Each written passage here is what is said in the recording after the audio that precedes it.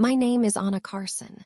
When I came home late one night, my father accused me of getting pregnant and told me I was on my own.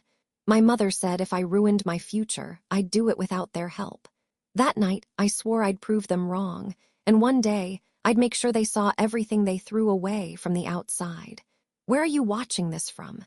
Tell me in the comments, and be honest, what would you do if your parents turned on you the second you needed them most? That was me, too. 06 a.m., toes curled on the hallway floor, the smell of lemon polish still clinging to the air from my mom's Saturday routine. I had my sneakers in my hand, keys jammed into my back pocket, and I was halfway to my room when click, light blazed overhead. "Where have you been?" My father's voice was thunder. Greg Carson, 6'4" and built like a man who thought his temper was a personality trait. His face looked carved out of granite in the hallway light, jaw tight, eyes already blazing with the assumption that I was guilty. "Answer me, what were you out getting yourself knocked up?" The words hit so hard my lungs forgot how to work. My brain, too. I just stood there, blinking like an idiot because who says that? Who says that to their daughter? Then came the dagger. "If you ruin your future, Anna, we're not lifting a finger to help you." That was my mother, Linda. Cold as the tiles under my feet, standing in her pink robe with arms crossed like I was a disappointment she'd already filed away in the trash. I could have explained. I should have explained. Jake and I had just watched a movie at his place. We sat on the porch talking until I lost track of time. That was all, but something broke in me instead. "Why are you already assuming the worst?" My voice came out too high, too shaky. My dad scoffed. "Because I know how girls like you turn out." That was it. That was the moment. I could have begged, I could have cried. But instead, I clenched my fists at my sides and forced my voice steady. "I'm an adult now, I'll figure it out on my own." There was silence. Long, thick, suffocating silence. My heart thudded against my ribs like it was trying to escape. And then, without another word, I walked past them, head high, feet steady. But the second my bedroom door shut behind me, I collapsed. They didn't even try to stop me. The next morning, they acted like nothing happened. Dad left early for work. Mom made her usual dry toast and lemon tea. No eye contact, no apology. Like I'd just imagined everything, like my bones weren't still buzzing from the electricity of last night's explosion. I kept quiet, packed my school bag, left the house without a word. But something had shifted. They weren't going to catch me crying again. Let me ask you something. Have you ever stood in the middle of your own home and felt like a stranger? Like you're just visiting the place where your parents stopped seeing you? That was me every day after that night. I could have tried harder to fix things, to soften. But you can only make yourself small for so long before you realize it's not humility, it's erasure. And I wasn't ready to disappear. The weeks after that night passed in a haze. I went to class, I came home, I ate whatever I could grab without sitting at the table. My parents stopped talking to me unless it was necessary, like I was a house guest they barely tolerated. I told myself it didn't matter, that I could handle the cold shoulder better than their heat. But something was off. At first, I thought it was stress. I'd get lightheaded going up the stairs at school, and I was more tired than usual. Then my appetite vanished. Even Jake noticed when I picked at my fries on our Friday night hangout. "You okay, babe?" he'd asked, brushing a strand of hair from my cheek. I forced a smile. "Yeah, just tired." But deep down, I knew something wasn't right. Then the nausea started. Every morning, like clockwork, I'd stand at the sink brushing my teeth, and suddenly I'd be gripping the counter, dry heaving, praying no one was up to hear it. My mom did once. I saw her glance at me over her mug, but she didn't say a word. She didn't have to. Her silence said it all. The thought crept in slowly, like a whisper I kept trying to shut down. "It's not possible. We were careful. It's probably just stress. Just hormones, just life," until it wasn't. That Thursday afternoon, I bought a test from the pharmacy down by the gas station.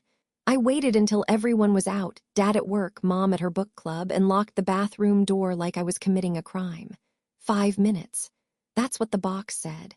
But I swear it took less than 2. 2 faint pink lines. And just like that, my entire world dropped out from under me. I didn't cry at first. I just stared at it, frozen, like maybe I'd misread the result. Like maybe I could rewind time. But time doesn't rewind. It just breaks. I walked back to my room on autopilot, holding the test like it might disappear if I looked away. I sat on the edge of my bed, still wearing my jacket, still clutching my bag. Then I dropped to the floor. It wasn't graceful. It wasn't poetic. I just fell, knees to the carpet, test clutched in my shaking hands. And then it came, loud, messy sobs that ripped through my chest and poured into my pillow until I couldn't breathe. How am I supposed to do this? That was the question that kept circling through my mind like a chant. How am I supposed to do this alone? I tried to imagine telling my parents. I could practically hear my dad's voice. Told you so. My mom's ice-cold tone. Well, you made your bed. No hug, no support, just shame, just judgment. Jake's face flashed in my mind. Jake with his crooked smile and warm hands. Jake who always said we'd figure things out together. But even the thought of telling him made my stomach twist. What if he panicked? What if he left? What if he turned into them? I curled up on my side, still on the floor, the test lying beside me like a loaded secret. The city lights outside painted soft glows across the ceiling, but they couldn't reach the dark corner inside me where panic had taken root. I had no plan, no backup, no map for what came next. All I had was a beating heart and a second, smaller one that had just started its journey inside me. And the terrifying truth? I didn't know if I was strong enough, but I'd have to be. Because whatever came next, it was already happening. The next afternoon, I asked Jake to meet me at Lincoln Park. It was halfway between our neighborhoods, quiet, open, safe. Not like our usual spots. I needed somewhere that didn't have memories yet. Somewhere I could breathe. He was already there when I arrived, perched on the bench by the pond, hoodie pulled up over his curls, tapping a stick against his shoe like he couldn't sit still. He looked up, smiled, but I couldn't return it. I sat down beside him and clutched the little folded paper from the pregnancy test box in my hoodie pocket. I'd stared at it for hours last night, memorizing the instructions, the fine print, even the emergency hotline on the back like it might offer answers my parents never would. Jake nudged me gently. "You okay? You sounded weird on the phone." I nodded, then shook my head. He turned toward me fully. "Talk to me."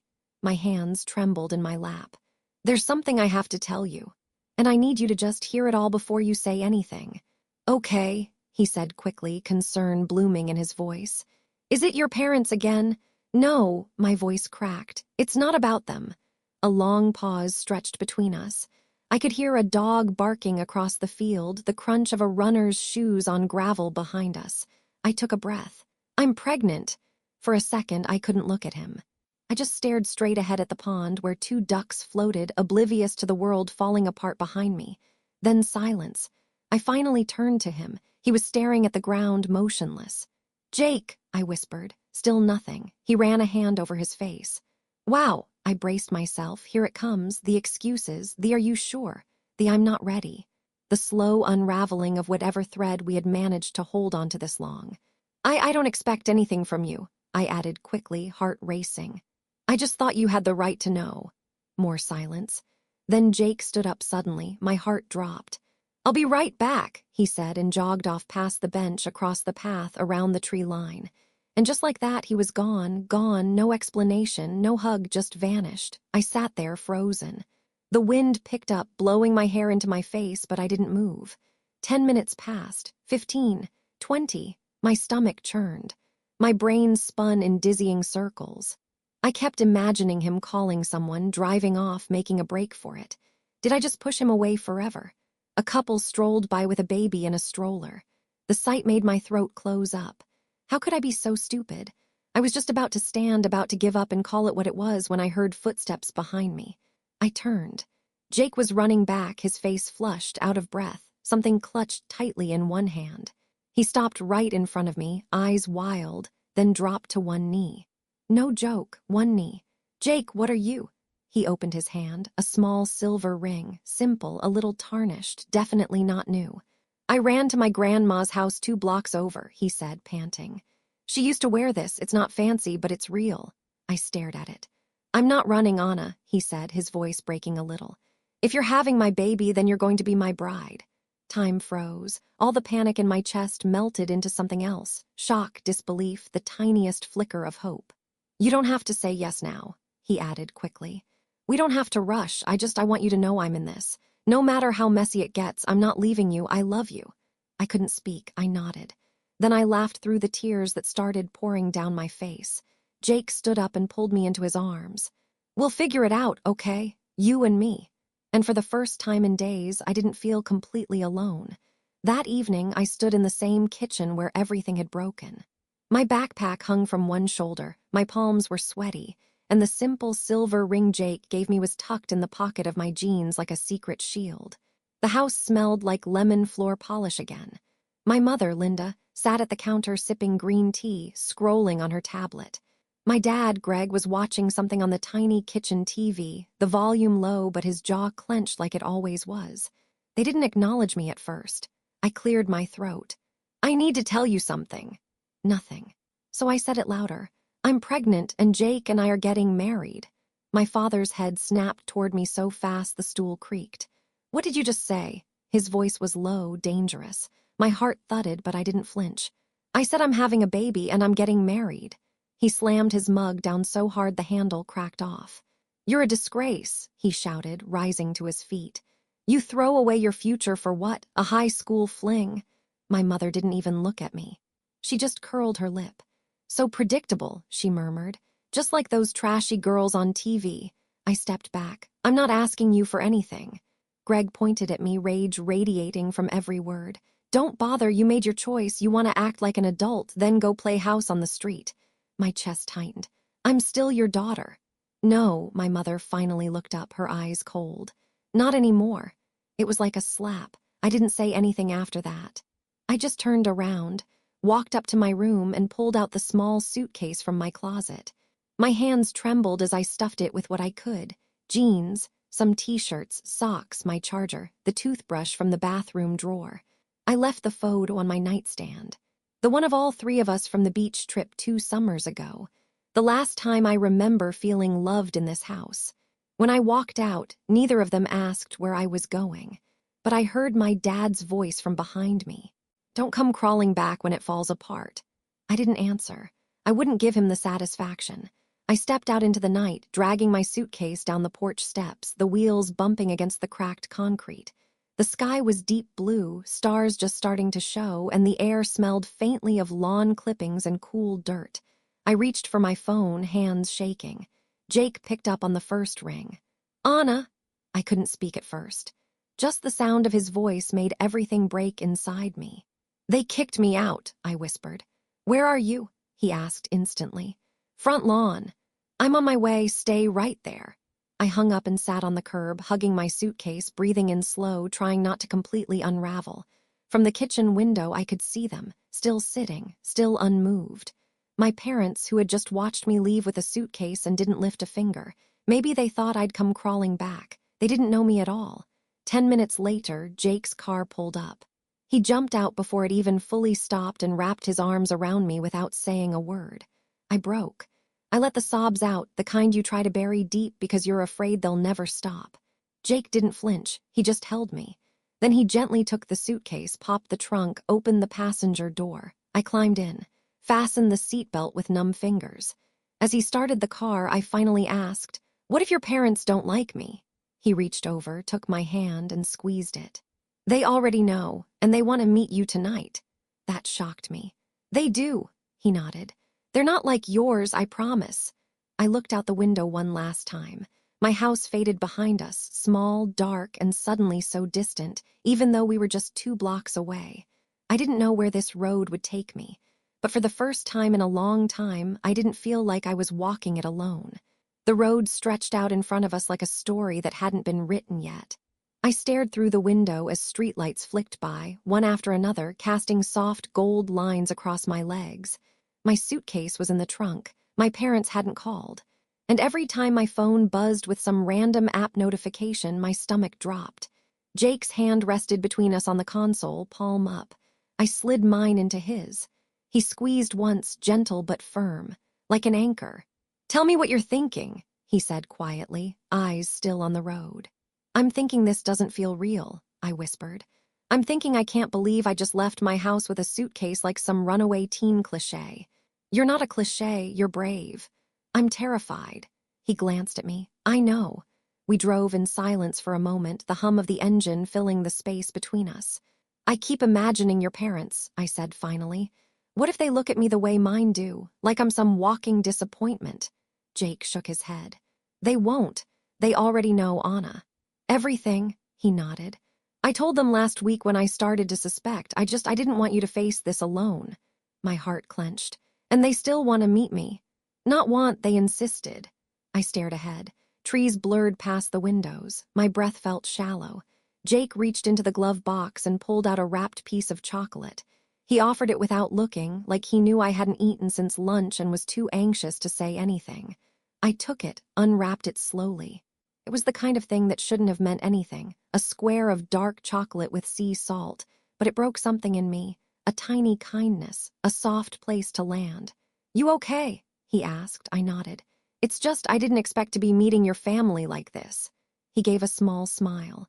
It's not how I pictured it either. I figured you'd come over for dinner someday, maybe meet my mom while she hovered with 1,000 questions.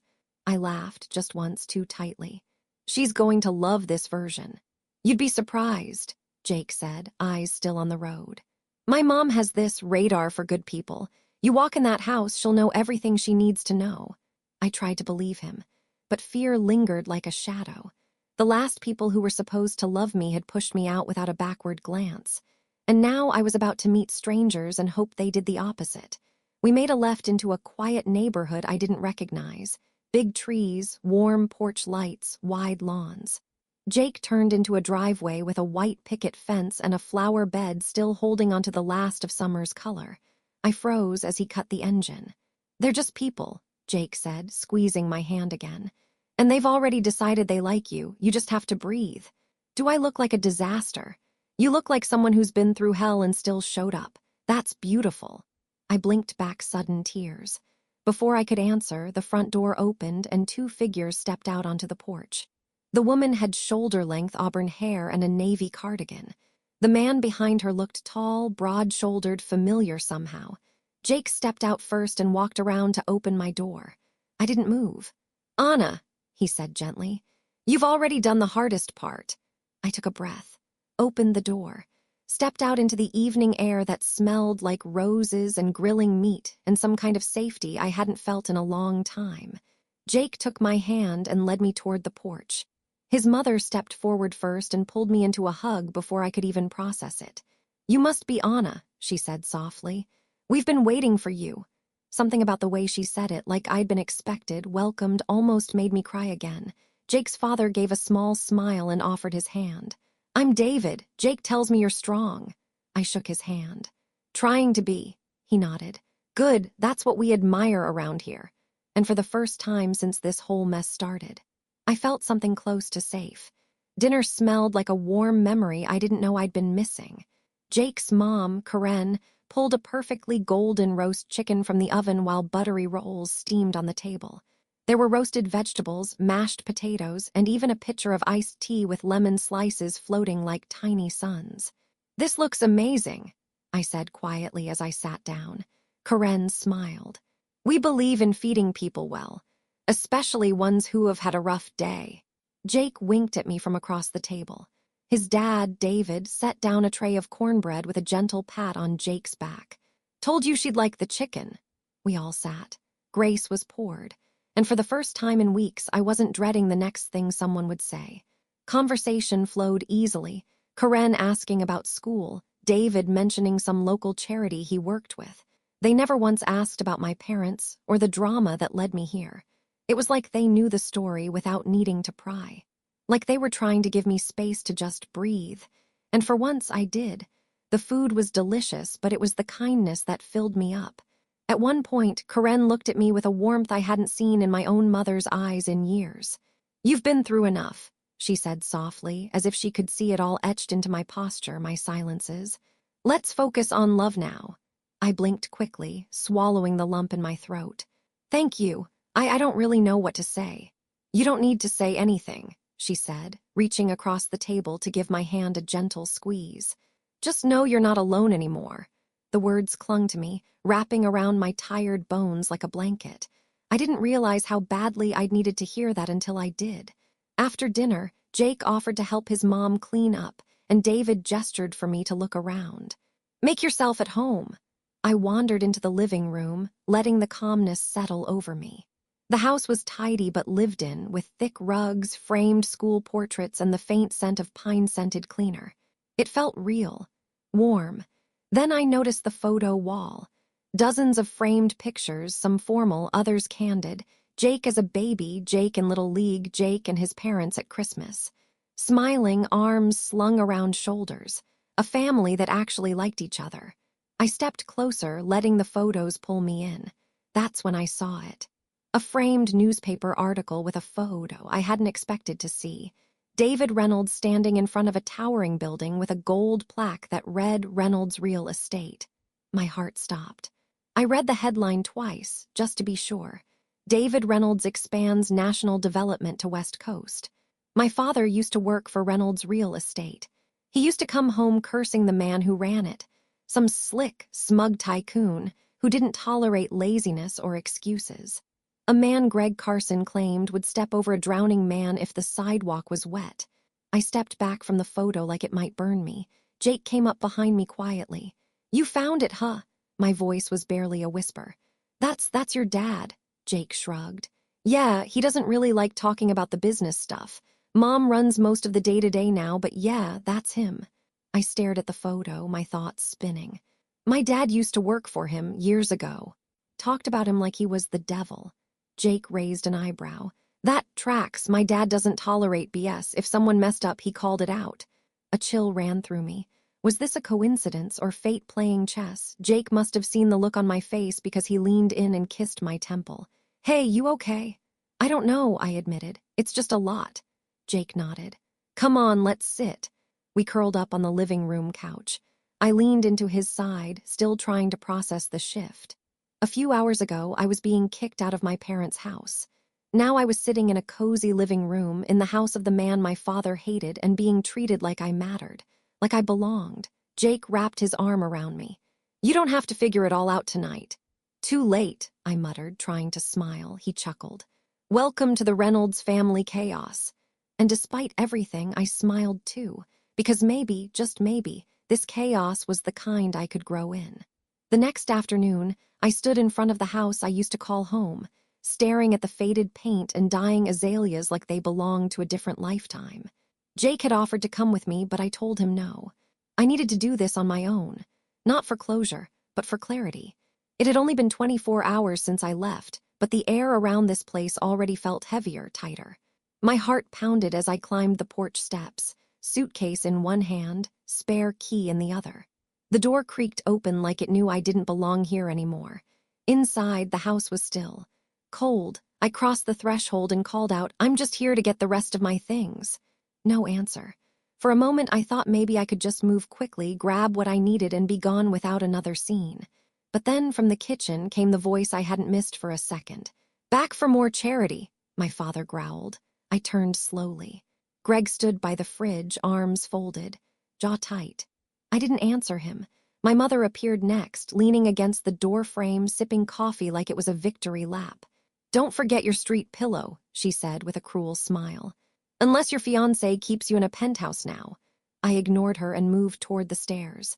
"Don't take anything we bought," Greg snapped behind me. "You didn't earn a single damn." That's when it happened. The thunder, not from the sky, but from above. A deafening roar rattled the windows. The house shook. Cups clinked in the sink. My father paused mid-rant, frowning. My mother looked up sharply. "What the hell?" I rushed to the front door, flung it open, and stopped cold. A helicopter, not a news chopper, not a medical emergency. A sleek, matte black private helicopter was descending onto the front lawn like something out of a movie. The wind from the rotors flattened the grass and sent the porch flag snapping like a whip. The noise was deafening. Neighbors started peeking out from their blinds. And then, he stepped out, Jake, wearing a sharp navy suit that made him look a decade older, confidence rolling off him in waves. He walked toward the porch, wind tossing his hair, tie flapping lightly at his chest. He didn't look like a scared teenager. He looked like someone who knew exactly who he was and wasn't afraid to show it. My parents stood behind me, frozen. Jake stopped at the base of the steps, looked up at them, and said, "I'm Jake Reynolds. I believe you've underestimated your daughter." Greg blinked. "R. Reynolds like Reynolds Real Estate?" Jake nodded once. "The same." Silence. The rotors still thundered behind him, but everything else went still. I turned slowly to look at my parents. Greg's face had gone pale. His mouth opened, but nothing came out. My mother's mug trembled slightly in her hand, tea sloshing over the rim. Jake didn't wait for permission. He walked up the steps, took my suitcase from my hand, then reached for the other. "You ready?" he asked. I nodded. "More than ever." Together, we walked back down the steps and across the lawn, my old life shrinking behind me with every step. I didn't look back, not even once. As we climbed into the helicopter, I caught a final glimpse of my parents through the swirling wind, standing on the porch, stunned and silent. No screaming this time, no insults, just the sound of a door slamming behind me for good. Jake leaned close as the helicopter lifted off. They had no idea who they were messing with. I smiled, eyes brimming, not with tears, but with fire. "No," I said, "they really didn't." The next morning, sunlight poured through the apartment window like nothing had happened, but everything had. I was curled up on Jake's couch in one of his oversized sweatshirts, legs tucked under me, the scent of fresh coffee drifting from the kitchen. For a few precious moments, I let myself believe the storm had passed. Then my phone buzzed, then again, and again. I reached for it hesitantly. 13 missed calls, 8 from Dad, 5 from Mom. No voicemails, just a string of missed connections and a tight knot forming in my stomach. I stared at the screen for a full minute before setting it down without answering. I didn't want another argument. I didn't owe them anything, not after yesterday. Jake walked in, 2 mugs in hand. "They calling?" I nodded. "Non-stop."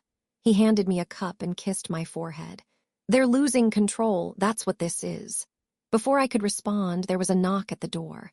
A hard, familiar knock. 3 beats, no patience. My heart stopped. Jake moved quickly, placing his coffee down, shoulders tensing as he walked toward the door. I rose too, my hands suddenly clammy. He opened the door just a crack, and there they were. Greg and Linda Carson standing in the hallway like they still owned something. My father's eyes were narrowed. My mother looked like she hadn't slept. Her lipstick was smudged. She wore her judgment like perfume, loud and bitter. "I want to speak to my daughter," Greg snapped. "She doesn't want to speak to you," Jake replied calmly. Linda shoved past him anyway, striding in like it was her right. Greg followed. My stomach flipped. "Unbelievable," she said, looking around with contempt. "So this is the fancy tower you ran off to?" "You've got a lot of nerve," my father growled. "Humiliating us like that. Parading around like some queen while people watch us become the neighborhood joke." I stepped back, voice trembling. "I didn't humiliate you. You did that all on your own." Greg's face turned red. "Don't play innocent. That helicopter stunt, you planned that." Jake took a step forward, protective, jaw clenched. "She didn't plan anything. You did when you made her leave with nothing but a suitcase." "You think money makes you better than us?" Linda snapped at Jake. "You think just because your daddy owns a few buildings, you can turn our daughter against her own family?" I opened my mouth to answer, but I didn't have to, because then a voice came from behind us. Calm, measured, deep. "No one needs to turn her against you. You handled that yourselves." We all turned. David Reynolds stepped into the room, dressed in a charcoal gray suit, every inch the man who commanded boardrooms and living rooms with equal authority. My father's mouth fell open. David," he stammered.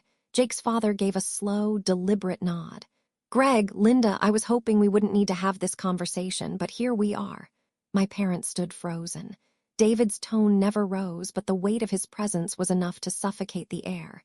"This is your only warning," he said, voice like steel. "Harass Honor again, show up uninvited, or try to threaten her future in any way, and I will see you in court. And I will win." Greg's face crumpled into disbelief. "You can't be serious."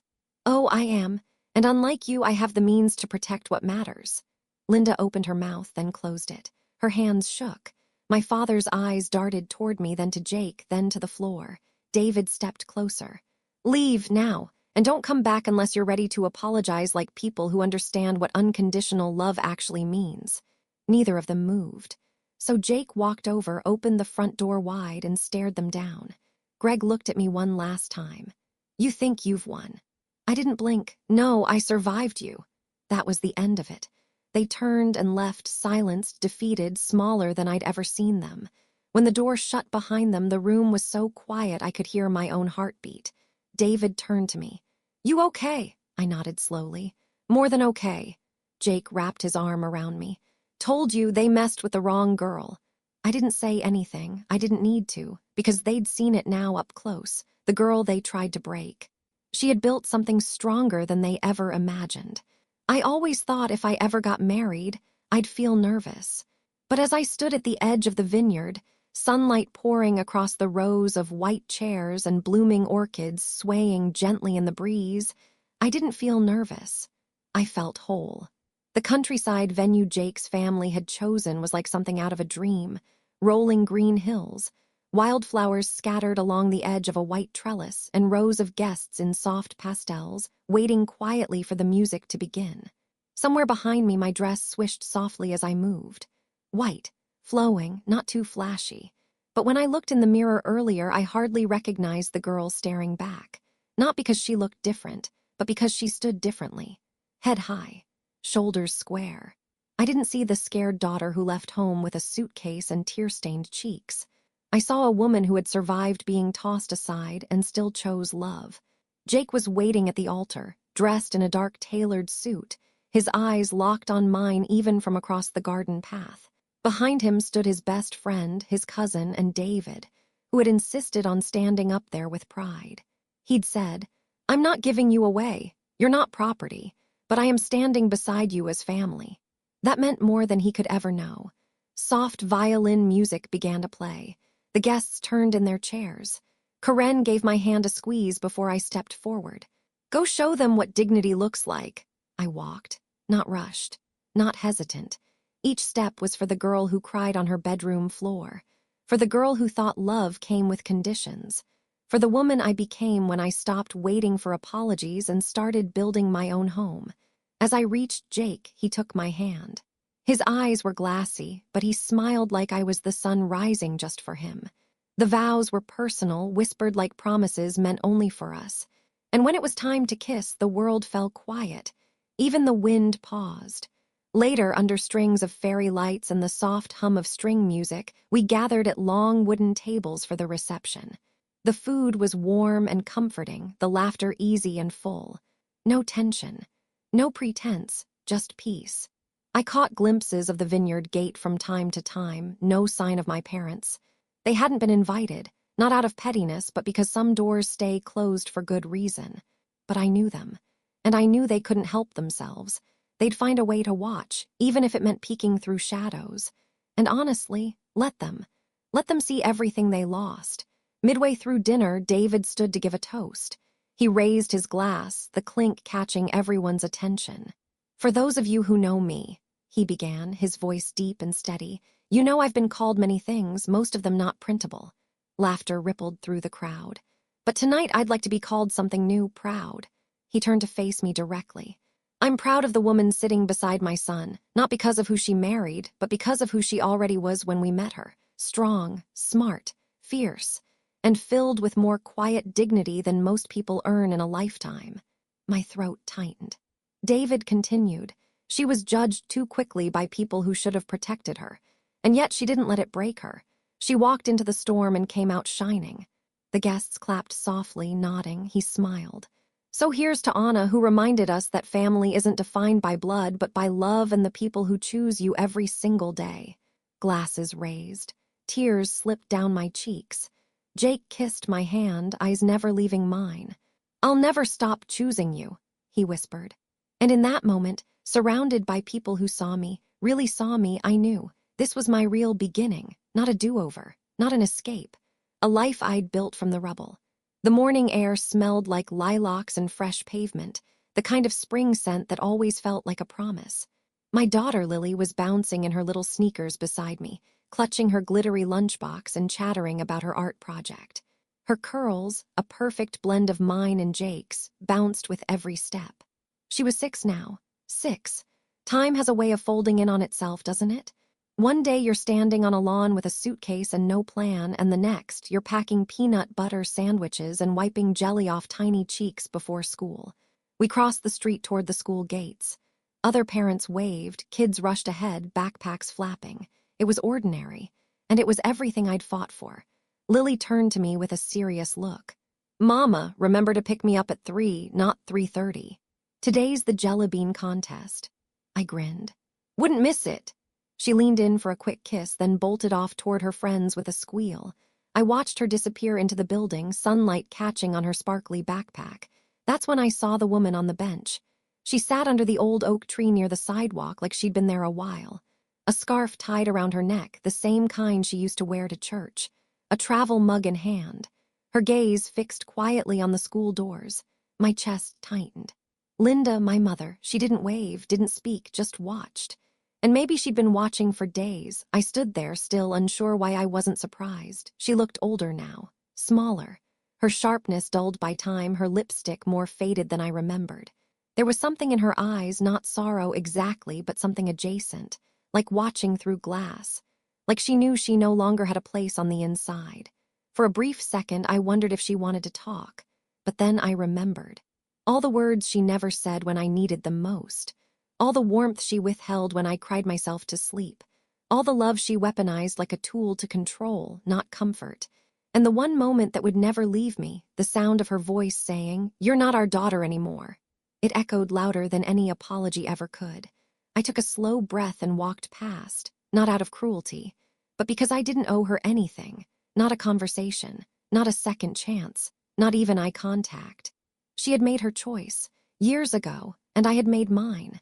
I remembered being 18, standing on that front lawn, telling them I'd figure it out on my own. They didn't believe me, but I did, and I was right. The wind picked up as I rounded the corner, the petals from the trees swirling like confetti around my shoes.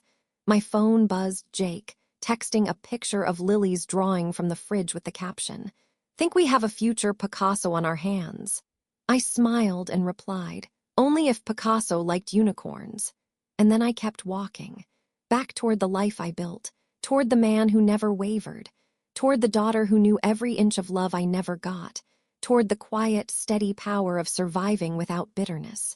Because revenge isn't always loud. Sometimes it's just living well, with your head high, and your heart intact. It was one of those early summer evenings that makes you stop and breathe a little slower. The kind where the air hums with leftover heat from the sun, fireflies blink like tiny lanterns, and kids' laughter echoes in the distance, just out of sight. We were all on the porch, me, Jake, and Lily, curled up on an old swing I'd found at a flea market and insisted we hang. Lily was between us, already drifting off, head heavy on Jake's chest, the sticky remains of her popsicle clinging to her fingers. I brushed a curl off her cheek. "She'll wake up with rainbow sugar in her hair," I whispered. Jake smiled. "Let her, she earned it. She saved a bug from the pool today, that's superhero status." I leaned into him, watching the soft sway of the trees against the darkening sky. For a while we said nothing. And then quietly Jake asked, "Do you think she'll ask about them someday?" He didn't have to say who. I knew. My parents had faded from our lives in the years since the wedding. No calls, no letters. Just that one morning on the bench. After that, nothing. And strangely, I was okay with it. I'd stopped waiting for them to reach out, stopped hoping they'd apologize or change. I let that weight fall off me years ago and it never came back. But Jake was right. One day, Lily would grow old enough to connect dots, to notice which grandparents were present and which ones had disappeared before she was even born. "I think she will," I said softly. "And when she does, I'll tell her the truth. Not to make her angry or sad, just enough for her to understand." Jake nodded slowly. "And I'll tell her," I added, "that it's okay to set boundaries, that loving someone doesn't mean letting them hurt you, even if they gave you life." He pulled me in closer, his chin resting lightly on my hair. "You know," I whispered, "I used to think forgiveness meant I had to let them back in. And now," he asked, "now I think it just means I don't let them live in my head anymore." Jake smiled. "That's better than any peace treaty." Later that night, when Lily was tucked in bed and the crickets were in full chorus, I stepped out onto the porch again, alone. The swing creaked slightly as I sat. I looked out at our front yard, the little solar lights glowing along the path, the wind chimes dancing softly in the breeze. The kind of view that once felt impossible to me. I remembered the first time I stepped onto this porch, unsure if I could ever feel like I belonged here. And now this porch held our stories, first steps, melted ice cream, phone calls about kindergarten art fairs, late night talks with Jake where we planned futures and whispered about fears. It held us. All the versions of me lived here, the scared girl, the stubborn fighter, the new mother, the woman still learning how to be soft without being fragile. And for a second, I thought about turning the porch light off. But I didn't. I left it on. Not for my parents, not for ghosts, but for me. For the girl who once stood on a lawn in the dark, suitcase in hand, unsure where she'd sleep that night. This light was for her, to remind her she'd made it home after all.